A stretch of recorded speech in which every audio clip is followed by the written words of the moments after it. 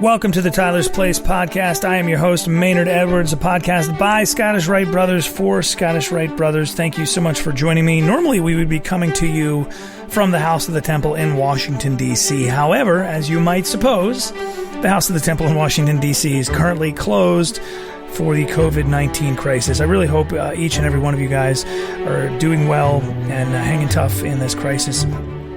If you've got something you want to update me on, something that's happening with one of our brothers that you think we should know about here on the podcast, email me, podcast@scottishrite.org. Changing the production schedule around just a little bit here for the podcast in the next couple of weeks. Going to try and do something pretty much weekly. We're all at home. I know you guys are. I certainly am. So we're going to try and ramp up our offerings and get some more stuff out there for you guys. So if there's something you want to share, some sort of Masonic content you'd like to hear about on the Tyler's Place, by all means, hit that email address, podcast@scottishrite.org. Now, as I record this, I am in my very own COVID-19 bunker, aka my office studio in my own basement. So, the segment you're about to hear, I recorded a couple of days ago with our Grand Archivist, Brother Arturo de Hoyos, and we talked about the shutting down of the House of the Temple and talked a little bit not only about the Tyler's Trivia question for the month before, but also these times when Masons had previously not been able to meet due to things, and he mentioned the cholera epidemic of the early 1800s, and obviously the Spanish flu epidemic of 1918. We've seen reprints of newspapers where mayors of a particular town would order all lodge meetings closed and things like that. So Masonry has endured this before, and it will endure this quarantine as well. So I hope you're all well, and I hope you'll enjoy this little chat between myself and Brother Arturo de Hoyos, and we will catch you in next week with some more Tyler's Place podcasts. We're going to kind of do, like I said, up the ante a little bit and increase our production schedule to give you a little more light in Scottish Rite Masonry as we continue through this coronavirus crisis. So here, chat with me and Brother Art from just a couple of days ago. Brother Arturo de Hoyos, the Grand Archivist. We find ourselves in strange times, elephant in the room. We today is the last day we will see each other for some time. Normally see each other a few times a week, grab lunch, get to hang out as coworkers, as brothers, as friends. And we are going into sort of a shutdown period, as is the rest of the country in terms of the COVID-19 thing.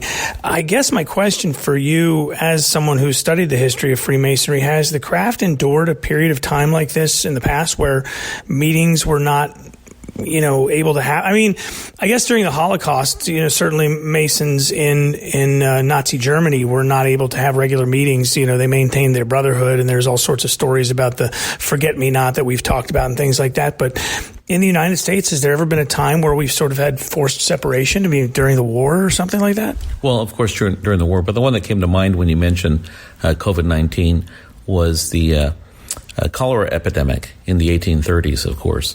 People were separated for those reasons, told to stay away from other people. They didn't really understand how these things worked, but they got an idea, of course. But, these things are going to happen. I mean, it's kind of fun. Well, it's not funny, but I mean, it's kind of interesting to look that we have these things with some kind of periodicity. Was 1917 or 18 is, the Spanish flu, right? But Freemasonry has long encountered all sorts of opposition. I wouldn't say, of course, that this is directed at the fraternity, but we will survive, Yeah, no doubt about that. And it's just an unusual time in terms of, it just now occurred to me, you and I talked back in February about George Washington, our common love of Brother Washington. And you mentioned that you were part of Mount Vernon Lodge. And I said I was going to petition, and I did. And I was actually going to sit in lodge and hopefully get my petition read in your lodge to join the Mount Vernon Lodge at the end of the month. And it just occurred to me that can't happen now. It's a conspiracy. What can I say? We'll do anything to keep you out of that lodge. Yeah, even start a worldwide pandemic. No, it just, it sort of does bum you out, but I think that we have the opportunity once our collective labors resume that there will really be people are going to be ready to get out of the house and go to lodge and really embrace all that Freemasonry has to offer at that point. Absolutely. I'm not a prognosticator.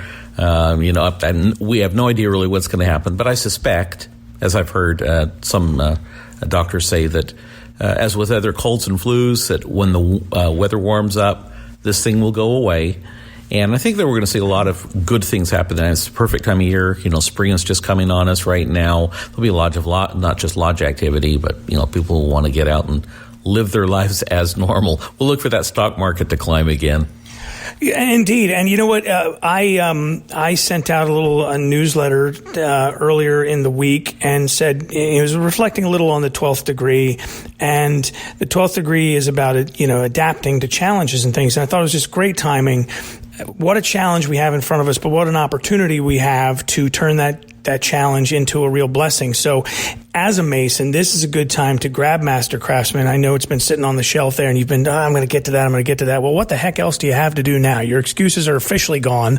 Go grab some of your books, do those things, those copies of the Plumb Line from the Scottish Rite Research Society. You have, tucked away and said, I'm going to read that next week. And then, something happens and next week never really comes to fruition.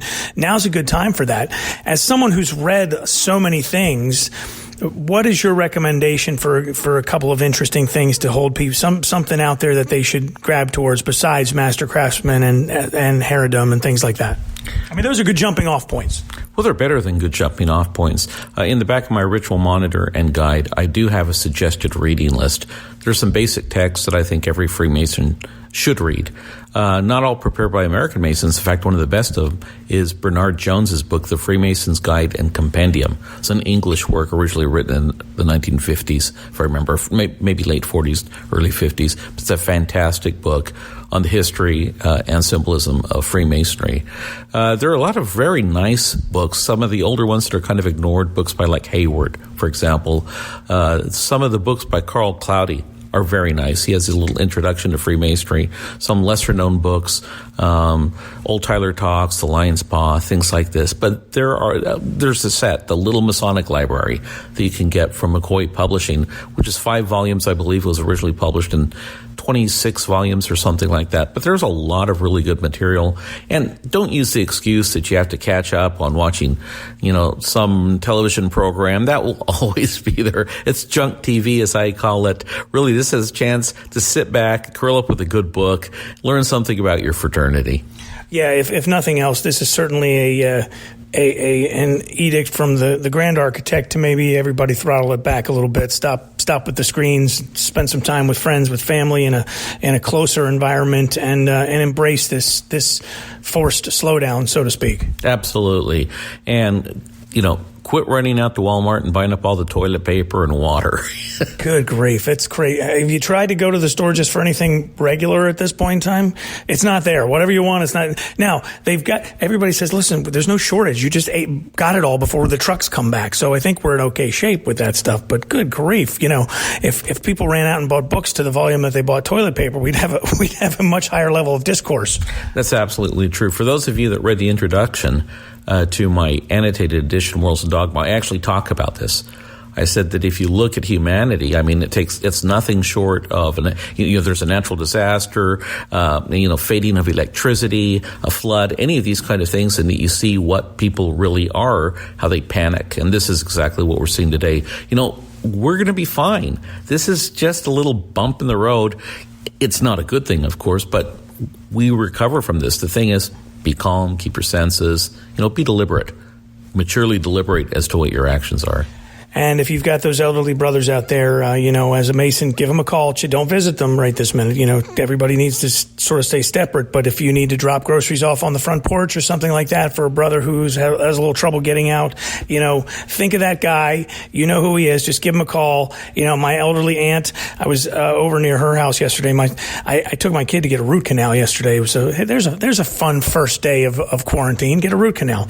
And and we were right near my aunt's house. She's a little older, so I called and, I thought, I should call Aunt Barb, make sure she's got what she needs. And, she's set up. But you've got that elderly brother out there. It's a little tough to visit right now. We don't want to spread germs around. As the CDC is saying, stay with your family and your germs in your house.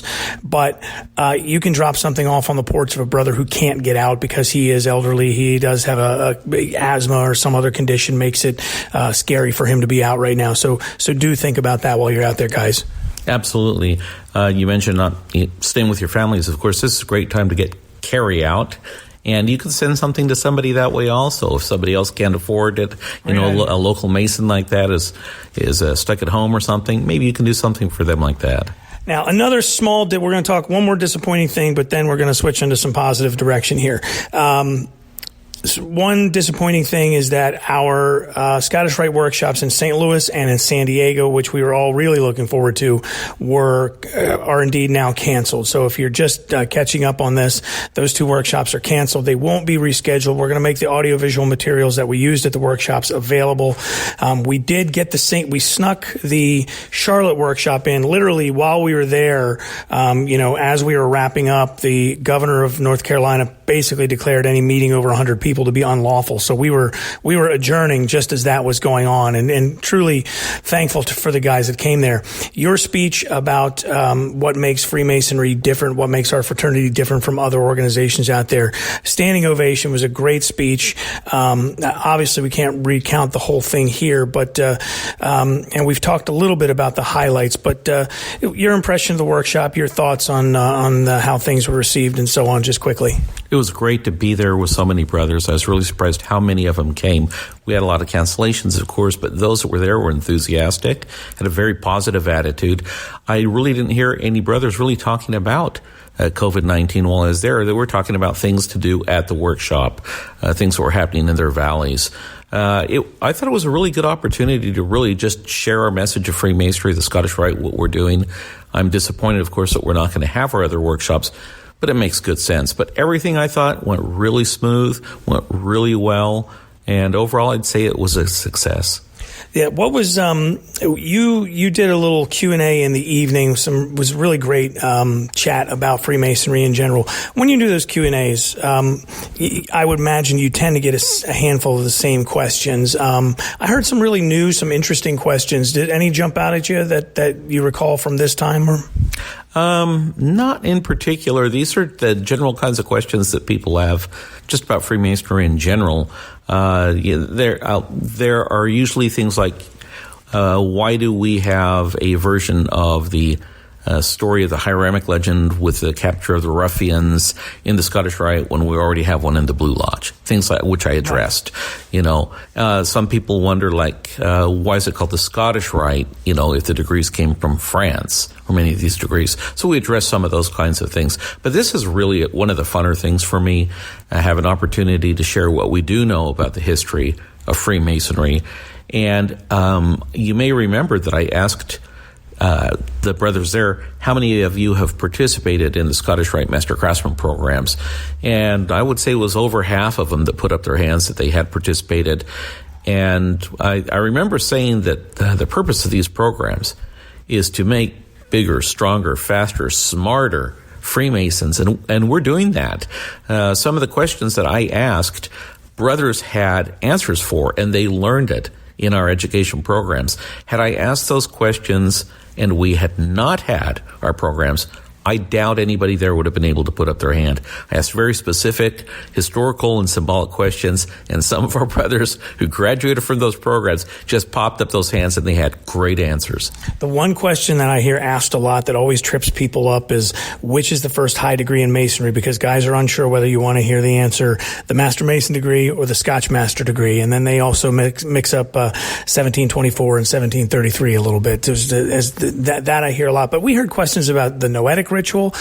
We heard questions about Cernoism and a lot, really some higher level discussions. And I do think that's owing to the Master Craftsman program. So great speech, and thanks for sharing it with everybody.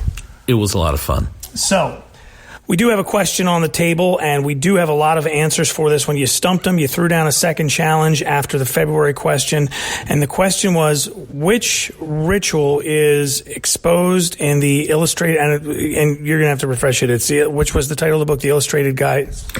Scotch Rite Masonry Illustrated. It was published by Ezra Cook in 1888. And the answer to the question is that they were the rituals of the Atwood Cernot Supreme Council, which went under a variety of names, but it was sometimes called the Supreme Council of the Sovereign and Independent State of New York. Yep. Henry C. Atwood was the Grand Commander, and this council received its rituals from the Supreme Council of Louisiana, so it was a version of the Cernot Scottish Rite. And Edmund B. Hayes was also a Grand Commander of this Supreme Council. And so if you look at, and we actually have one of the manuscripts of rituals that were put into that ritual expose here at the House of Temple. But as I was going to say, is if you look at those, you can see that basically there's no question it's a version of the Scottish Rite, but it's not our Scottish Rite. And it's important to note the difference because anti-Masons will often quote that as if it is what we do today. And anyone who's an active Scottish Rite Mason in the Northern Masonic jurisdiction or the Southern jurisdiction will just be able to come out and say, no, that's not what we do. That's not what we believe. That's not what we practice. They're looking at a very small subset of a type of Scottish Rite Masonry from, 140 years ago. It has nothing really to do with the Scottish Rite as it is today. Well, and there is one of the problems with Freemasonry in general. The square and compass aren't copyrighted. Any group can say, well, we're Masons, and then go out and do anything they want. And now anybody who has a square and compass on their car or on their arm or wherever they might bear it, we're now tied with this other group. Again, none of our symbols are copyrighted or trademarked or anything of the sort, nor can they be.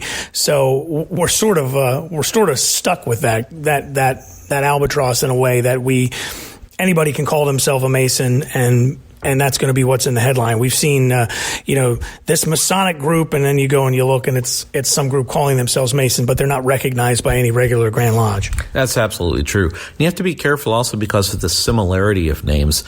Brent Morris and I have often mentioned that there's a great difference between, let's say something like the Church of Christ and the Church of Christ Scientist.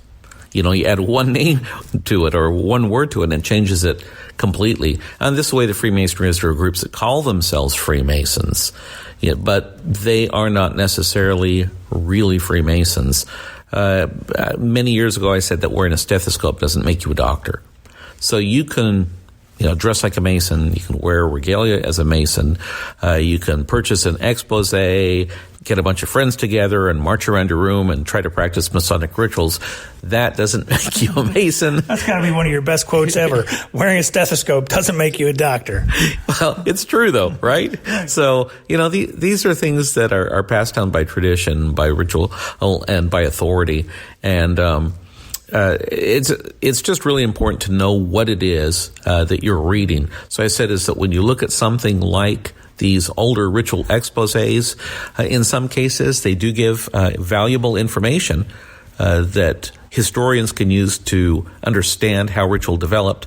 At other times, it had nothing to do with regular Freemasonry or with the type of Masonry that we practice today. Now, when you say expose, that's not meant to necessarily be scandalous, but these exposés, these revelations of ritual, are pretty important, even though maybe they were not Masonically, air quotes, legal at the time.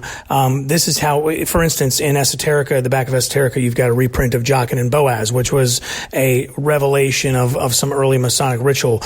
While, again, illegal at the time, maybe these are important to us now because it allows us to look at the DNA of older ritual and see how things have changed over time. That's exactly right. That's the point that I made in our discussion there, is looking for that ritual DNA. And I'm going to quote myself again, because if you remember, you gotta quote somebody great, At the workshop, I said that the value of these things, I said, we don't confuse a strip show with an anatomy lesson. That the exposés often are presented in a way as to be titillating, and to try to be something to lure you in and show you how very lurid, Freemasonry really is. Anyone who's been a Mason a few years knows that we're anything but lurid. In fact, if the reading of the minutes doesn't kill you, I don't know what will. Well, and there are a lot of things like that. I think it was Pike's quote is, don't confuse the symbol with the thing being symbolized, and that's important, which is, similar to, Bruce Lee's don't confuse the finger pointing to the moon with the moon. Those are different things. And you need to, when you're looking at any of these things, take a step back and recognize the difference between, like you said, something that's meant to be titillating and shocking and something that's actually there to provide legitimate information. Absolutely correct. No. All right. Well, what? I guess we'll see each other. I can't offer to take you to lunch today because there's no place to go. We've got all the restaurants in DC are shut down, which is a good thing for the health and safety of everybody. But I guess I'll see you in a few weeks when things resume to normal, and perhaps we can catch up on the phone. And I hope that which projects you're working on are going well while the two of us are apart. Well, we're all pretty much hooked up. We can telecommute. We're hooked into our servers here at the House of the Temple. As you know, we had a lot of discussion about how to facilitate that yesterday. And I've got... Boy, isn't it handy to have an admiral in charge? Because, man, it was in line. Yeah, he knew it wasn't his first rodeo, was it? Yeah, you could tell that. It's ready to call out the strike force or something. But, yeah, I think that we're all set. Everybody's got a lot of projects to work on. I got plenty to keep me busy. Are you familiar with the Job's Daughters ritual at all? I am. My favorite thing about my daughters are Jobies, and my favorite thing about that, and my niece, I should say, don't want to leave her out. My favorite thing about it is they close most of their rituals with a really special saying they call the mitzpah, which means watchtower, and it says, "May the Lord watch between me and thee while we are apart one from the other." And I think that's a good way for us to part today and come back with a question next time. Fantastic closing. Right. Brother Art, I will see you soon. Take care, brother. That is going to wrap it up for our first pandemic edition, let's call it, episode of the Tyler's Place podcast. And as I said, we're going to try and increase how often we're putting out shows in response to the fact that we're all home right now. We're all looking for a little extra something, maybe need to be reminded a little bit of some of our Masonic virtues, because these are frustrating and maddening times. So we'll talk some more about that as the weeks continue, and I hope to bring you some things that are going to help make this period of shutdown, shall we say, a little more palatable. And maybe we can look at this as an opportunity for self-improvement, self-reflection, and put this time to good use. So with that in mind, I do want to update you about one small thing.